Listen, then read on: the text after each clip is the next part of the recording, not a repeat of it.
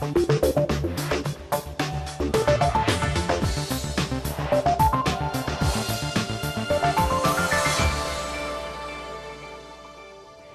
and Happy New Year, and welcome to a special edition of the programme. I'm Nima Abuarde. This week we're examining the biggest story to come out of this region in 2009, Dubai's debt crisis.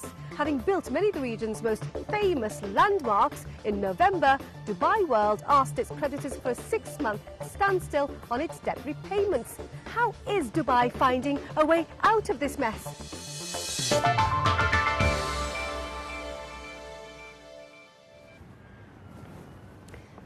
The foundations for Dubai's debt crisis were laid in 2008 when the Emirates property market crashed. By early 2009, it became clear that Dubai's developers were strapped for cash. State-backed developers like Nakheel, which is a subsidiary of Dubai World, put their latest mega projects on hold and made mass redundancies. Across the city, construction ground to a halt. Jebel Ali village on the outskirts of Dubai was once a thriving community, home to more than 300 families. But today it lies in ruins.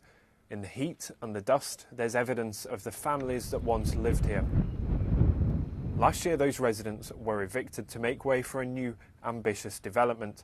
But when the recession hit, the plans were shelved and the site is now abandoned. And this is a picture being repeated right across Dubai. In the wake of the global recession, the money to fund big redevelopment projects like this has all but dried up. Many projects have been put on hold and some have been scrapped altogether. And for the thousands of investors that have already shelled out millions of dollars, there's now growing concern about not just when, but if they'll see anything for their money. I thought the bubble just burst. People like Farah. She's the head of a group of more than 1,000 investors who bought off-plan properties in Dubai. They all bought at the height of the boom and paid large deposits and instalments. But so far, none of the projects have even begun construction, and there's little sign that they ever will. I don't know if we'll ever, maybe never, see them come to life with the current situation. And as far as the developers are concerned, they keep giving us a new timeline, but whether they will be able to fulfill it is anybody's guess. And in the meantime, their investment is little more than a hole in the sand. And that means many investors are struggling to make ends meet. A lot of people have lost their jobs. They had mortgages due, which unfortunately they cannot fulfill because they put their entire life savings into these properties. Everybody knew that the bubble was going to burst, but unfortunately nobody realized it was going to be so soon. You know, with the kind of money they were making previously, all was good and they could afford it. But right now, with the current downturn, they don't have jobs. Most of them who left their jobs for the property market can't sustain themselves. It's become a really pathetic situation. And at the other end of the property slump are small traders like these. They sell building materials to developers. But as the downturn hit, many of those developers ran out of cash, leaving unpaid bills in their wake. One local firm owes these men more than $2 million. But when the checks bounced, they went to collect the cash, but found the owner had fled the country. Kaid had been saving for 4 years to open his business, money he's now lost. It was my dream to start my business, and after so much of hard work and suddenly my saving is gone, my whole dreams were shattered. And the position is that I'm not able to pay up my rents and day-to-day life, food and this and this. It's all my dream, it's come to an end. I don't know, I can't see what's tomorrow is going to be for me. That money which is gone, I don't know what I'm going to do. For Ranjith, the family firm he runs with his father now faces an uncertain future. They have not only taken the money, they have taken the confidence from us. We had a lot of plans and a lot of ideas, but everything is shattered. Now we have to start from zero. It's like again, because we started this company 4 years ago. Okay, and now we are again standing at that initial stage. What we were 4 years back, we are the same people now. And that feeling of setback sums up the Dubai story. Some say it's a city that grew too big too fast. And whilst a global recession means the boom times are now over, it also means the city must readjust to life at a new, slower pace. What happened is that Dubai's state-backed companies were being pushed into the red at precisely the point when they needed to pay back loans they'd accumulated while building past mega projects. Information started to come out about the full extent of their debts. Nakheel said its parent company, Dubai World, had liabilities of $59 billion. Dubai's government said its state-backed companies had to pay back $20 billion over the course of 2009 alone. In February, Abu Dhabi, the capital of the United Arab Emirates, came to Dubai's rescue with a $10 billion loan issued by the UAE's central bank. The then Director General of Dubai's Department of Finance, Nasser al-Sheikh, hoped the emirate could see through its debt problems. If we require more funding, we'll arrange for more funding. We have to differentiate, between two distinct things. I mean, when we look at the Dubai sovereign, we're not facing any challenges. Our revenues are meeting our spending requirements. However, this funding that the government has, the government of Dubai has rolled out, is focused to support some entities. Which companies have you earmarked? Are you going to help particular companies like Nakheel? Most probably, yes. But again, we're talking with a number of companies just to understand their requirements. I won't even label it as a bailout for those companies. It's only a support for the time being because of the current challenges. So how will Dubai change? What is it that you're not going to do in the future? What projects that have been announced will be scrapped? If a commitment was made, we have to deliver on that promise. But most of the projects that have been launched and have not been started and committed, most probably will be delayed, postponed, or even cancelled. And these are decisions that the developers are taking themselves, because they know with the new financial climate globally, they cannot fund these projects through capital markets or sales or whatever. Now, this deal was done behind closed doors, and in fact, transparency is a key issue here. Why not tell people exactly what's going on? Rumours are rife. There are rumours that Abu Dhabi had bought into certain companies in Dubai, rumours that Abu Dhabi perhaps wouldn't bail out Dubai. I agree with you. The rumours have been fueling the media all over the world. Looking at it positively, the world is interested in Dubai. But I think as we go along, we will have to be more transparent. What lessons have you learned? Well, we need, I think, 2 or 3 episodes for that. What lessons have we learned?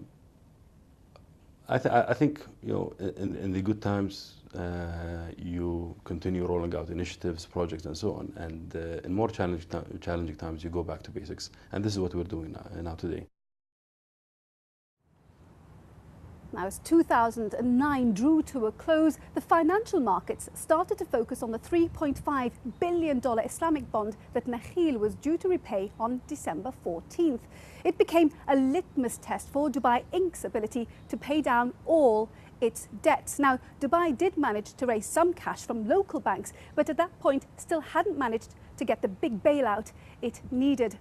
Barely 3 weeks before the Nakheel bond matured, its parent company, Dubai World, asked creditors for a 6-month freeze on repayments. This caused panic on international stock exchanges and on local ones. Straight after Eid al-Adha, the feast of slaughter, a slaughter of stock values began. Within minutes of the opening bell on Monday morning, the index of the Dubai financial market had fallen by 7%. Every single share on the exchange was affected. Fell by 6% the next day as well. Property development companies suffered worse from the heavy selling. The index for them is 10% off. The question is whether the red all over the screens here is an accurate forecast of what will happen to companies and jobs in the real economy. Property developers are the most hard-pressed businesses in Dubai. They built fortunes as they built Dubai's new skyline. But last year, prices crashed and the sector went into a slump. Short of revenue, many developers now need to borrow to keep afloat. But local banks have cut lending. Jonathan Bridges of Globalize specializes in setting up credit lines for desperate developers from a rare source, private investors.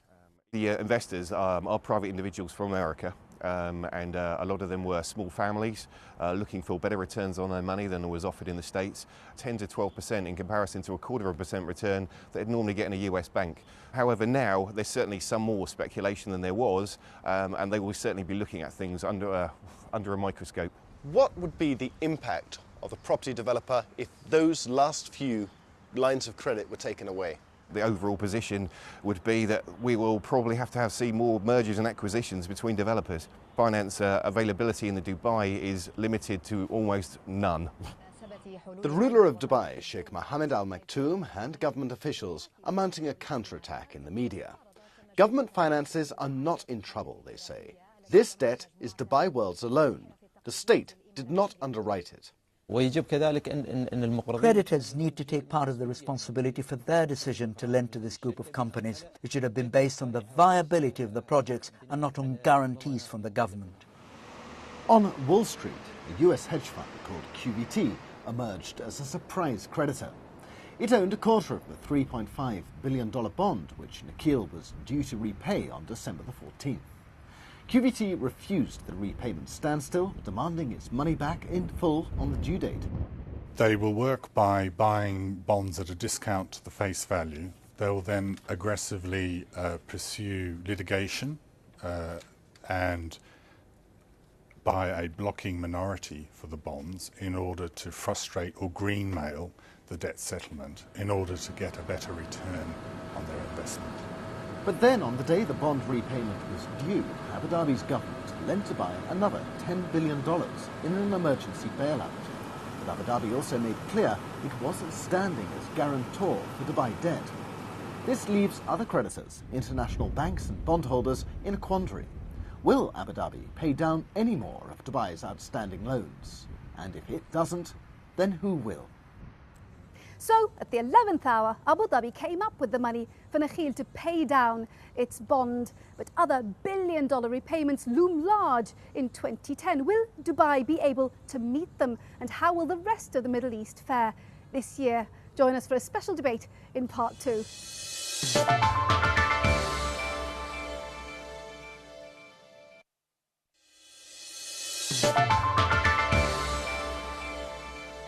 Welcome back to the programme. I'm Nima Abu Warde. So what will 2010 hold for struggling Dubai and for the rest of the region? Well, I'm joined now by Shaheen Shajai from Capco, Mishal Kanu from the Kanu Group and Farouk Sousa from Standard & Poor's. Farouk, ratings agencies. Now, you downgraded certain entities in Dubai to junk status on the back of the problems over debt, but you didn't upgrade when the good news came through and bonds were paid off. A specific bond has been bailed out. The Nakheel 09 bond has been bailed out. That bond is 4 billion of 26 billion of debt. The rest of that debt is still being restructured. So there is still going to be a restructuring. Nothing really has changed in those terms. So the good news, of course, is that the bond has been paid. And the good news is that Abu Dhabi has shown when push comes to shove, it will come to safeguard the stability of the UAE system. And we can expect in certain instances of extreme stress that will happen again. Shaheen, ratings agencies cannot predict the future. They react to what actually happens on the ground. Fair enough.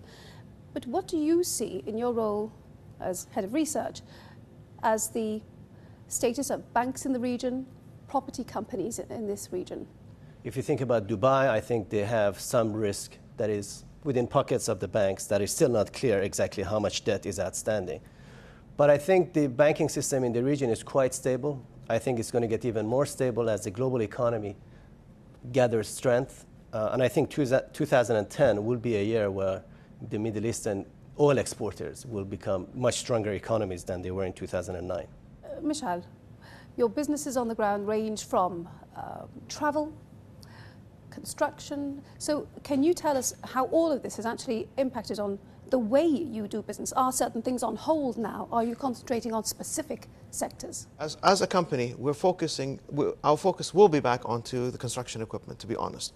We're within the construction equipment, and you're talking about different type of constructions, whether it's in the oil and gas or the power, or even in what is normal infrastructure equipment, for the simple reason it will be the one that will be moving the economy in the UAE.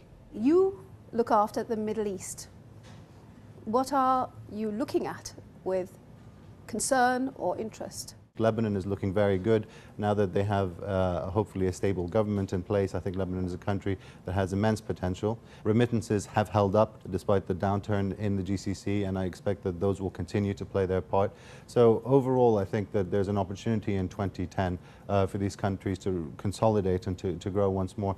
So long as the global economy carries on its track, the real risk to the region as a whole is really a renewed dip in the global economy. Okay, now Shaheen, we were hearing that 2010 things will get better, and then that was pushed forward. 2012 things will get better. So what do you see happening? Is the recovery just constantly being pushed further and further away? I'm not sure I agree with that. I think recovery is on its way already. I foresee a potential dip once the international home borrowers who are unemployed start defaulting on their mortgages, and the sort of the subprime crisis we had might hit the less risky borrowers. If that does happen, I think there's going to be a retraction of capital back to the major economies. If the banks start to lend a lot more into this, selectively lending. When I say selectively lending, understanding who you're going to lend to. You don't want to lend haphazardly, which had happened in the past. But if they lend properly to the right companies that will put back into this economy, then you will start seeing this economy boom. And as far as us as business people, this is the benefit that we're looking for. We want to have that confidence come back in. You said banks should know who they're lending to. Correct. One of the problems in this part of the world is a lack of transparency, and it's what got some banks into trouble because they thought they knew who they were lending to the Rosabis, for example, in Saudi Arabia, one of the larger trading families, and the lack of transparency and going to name lending as a result got people into trouble. Farouk, transparency, is it improving? Well, I think it's been improving little by little, but mainly through force of demand from the lending community. But overall, I think there's much more that needs to happen with respect to transparency. I think that this is one of the risks in terms of the international flow of capital to the region. You're right, there's Saad Ghuseibi, there's Investment Dar in Kuwait, there's the story of Dubai. There have been a number of high-profile international incidents coming from the region that really put a different sort of hue in terms of the willingness of investors to continue with the name lending, which they had done in the past. Now, I think the onus will be on borrowers to open their books, to be much more transparent. What other red flags are there for you, Shaheen? Well, the truth is there is really no transparency. I mean, despite what our colleagues said here, we have no idea what are the basis for the financial support by Abu Dhabi for Dubai. We have no idea what reciprocity exists. I would have allowed the Nakheel bankruptcy to happen. Let Nakheel go bankrupt and see how the markets react. Honestly, the impact on Dubai would have been minimal. But now you've got a situation that an assumption of support by Abu Dhabi has turned into an implicit guarantee. I think it's very dangerous for people to automatically assume now that there's a blank check being drawn either by Abu Dhabi or by Dubai. I think they've been very clear that that's not the case. What happens is perception is reality in the world of financial markets. And the perception is, if push comes to shove, Abu Dhabi will have to stand by Dubai's debts. And I'm not sure whether they'll be willing to stand by all the debts. And it's going to be interesting how this pans out. But I'm pretty sure that the markets will read this as a way of forcing Abu Dhabi to bail out future corporate bankruptcies. I think the markets will be disappointed if that's how they're looking at the situation going forward. I think that it's very clear that these outstanding bonds are not going to be subject to a bailout. We're forgetting there is an issue of culture in there too. And the culture here says, I'm not going to let my brother suffer. Well, they did let the brother suffer. But eventually they came to the rescue. But this is the concept, I'm not going to let my brother suffer. And as long as that's the case, if Abu Dhabi didn't come to bail him out, I think someone else would have come to bail him out. Moving forward then, let me ask you, for 2010, what does it mean for you? 2010 means opportunities. I think regionally, I've already mentioned the fact that the global market and the global economy, how that goes, will really direct a large number of countries in the region, how they go. I think with respect to Dubai, there are also many opportunities from an economic point of view. As a commercial hub, a financial hub, a tourism hub, Dubai is years ahead of its neighbors with respect to infrastructure. And this is an opportunity for Dubai to consolidate on its fundamental economic advantages. And I believe that there's value in the proposal, and I believe that 2010 will be the year that Dubai starts to turn around. I think the issue of Dubai is really overblown. I think it is correctly said, storm in a teacup. There are very solid economies surrounding Dubai. My bet is on Iraq and Egypt. I think if Egypt plays this right, they have an astronomical opportunity. Agree, Iraq still has some security issues to overcome, but I think the big issues are behind us now. I think they have turned the corner. But Egypt is a remarkable opportunity. What do you see again? Where should people, where should perhaps you put your money? Michel? If you have a long-term view, it is always going to be, I will stress this, long-term. It's going to be in equities. It's going to be, whatever it is. Now, if you can take it one step further, it is to construct and build your own companies. Now, if you want to have some fun, I would also say look and pick and choose certain things that you enjoy, such as art, watches, certain cigars. But in essence, it will be equities. Shaheen Shajai, Michal Kanu, Farouk Sousa, thank you very much for your time. Our time is very nearly up for this week. I do hope you've enjoyed the programme and that you continue to watch Middle East Business Report for the rest of the year. Happy New Year. Bye-bye.